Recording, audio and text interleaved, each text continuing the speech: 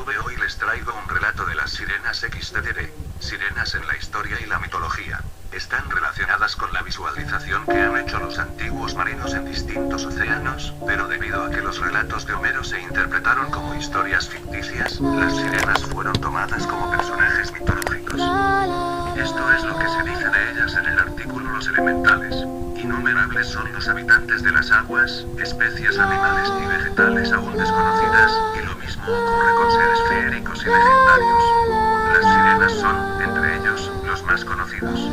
Les siguen en popularidad las ondinas y las ninfas. Quizás algunos hayan oído hablar de las mujeres foca, de las hadas lavanderas o de las náyades. Las sirenas eran el equivalente a las ninfas, pero en el mar, pues residían en la zona de Sicilia cerca del Cabo Pelode.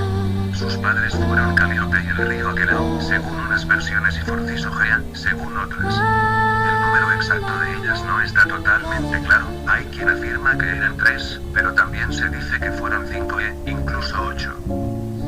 El cuerpo de las sirenas, a pesar de que vivían en los océanos y del que tradicionalmente se ha representado, estaba formado por un cuerpo de ave y un rostro de mujer, por lo tanto, no tenían aletas, sino alas. Las sirenas en la historia y la mitología. Las sirenas detentaban una voz de inmensa dulzura y musicalidad y se prodigaban en cantos cada vez que un barco se les acercaba, por lo que los marineros, encantados por sus sonidos, cuando no podían huir de ellas, se arrojaban al mar para oírlas mejor, pereciendo irremediablemente. Sin embargo, si un hombre era capaz de oírlas sin sentirse atraído por ellas, una de las sirenas debería morir. Fue esto lo que propició el héroe Odiseo, más conocido como Ulises. Cuando Odiseo estaba viajando en barco, en una de sus muchas hazañas halló a las sirenas y, para evitar su intruso, ordenó a sus tripulantes, según consejo de Circe, que se taparan los oídos con cera para no poder escucharlas, mientras que él se alojó al mástil del barco con los oídos descubiertos.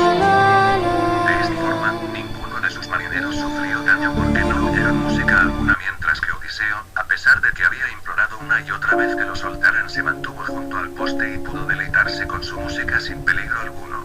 En consecuencia, una de las sirenas tuvo que perder, y esta suerte le sobrevino a la sirena llamada Parténope. Una vez muerta, las olas la lanzaron hasta la playa y allí fue enterrada con múltiples honores.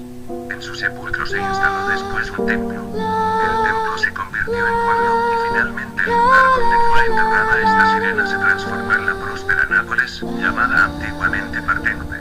También existe otra leyenda acerca de las sirenas que afirma que los argonautas también sobrevivieron a su influjo, porque Alfeo, que les acompañaba, cantó tan maravillosamente que adoró completamente su seductora voz.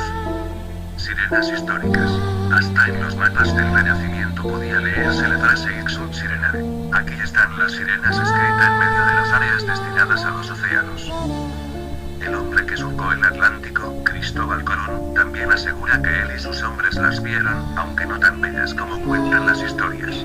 Muchas crónicas de reyes refieren la existencia de sirenas capturadas, y aún cercanos nuestros días, navegantes y exploradores relatan encuentros con mujeres marinas, como una que apareció en la Antártida en 1823, otra en las Bahamas en 1869. La primera tenía los cabellos verdes, la segunda, azules.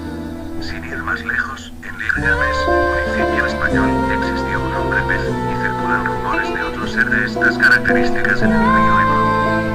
Ulises y las sirenas. Las sirenas son personajes mitológicos cuyo canto encantador llevaba a los marinos a la perdición. Sus métodos de seducción variaban de un relato a otro, pero todas ejercían una atracción sin parangón sobre los navegantes. El primer testimonio acerca de la aparición de sirenas se remonta a la Odisea de Homero, que relata las aventuras tumultuosas del héroe Ulises durante su largo viaje de regreso a Ítaca, después de la guerra de Troya. Las sirenas de la época no son esos seres mitad mujer, mitad pez, que las leyendas más modernas retuvieron, sino unas aves con cabeza y pecho de mujer. Un canto melodioso e irresistible. En la mitología griega, las sirenas viven en una isla del Mediterráneo. Su canto es tan bello que los marinos que las escuchan no pueden resistírseles y dirigen sus naves contra los arrecifes. Los supervivientes son asesinados sin piedad. Cuando Ulises abandona la morada de la hechicera Circe, sabe que debe pasar cerca de la isla de las sirenas. Siguiendo los consejos de la hechicera, el astuto héroe recurre a una estratagema que le permitirá huir y, no obstante, salvar la nave y a sus compañeros. Tapa los oídos de sus hombres con cera después de haberles pedido ser fuertemente atado al mástil. curiosidad escuchando el canto de las sirenas, sin ceder a su encantamiento. Este canto se revela melodioso y desgarrador, y está colmado de bellas promesas. Ulises les grita a sus compañeros que lo desaten, pero por supuesto estos permanecen sordos a sus gritos. Finalmente, el barco pasa y los héroes escapan al funesto destino de tantos otros marinos. Sin embargo, Ulises no es el único en enfrentarse a las sirenas.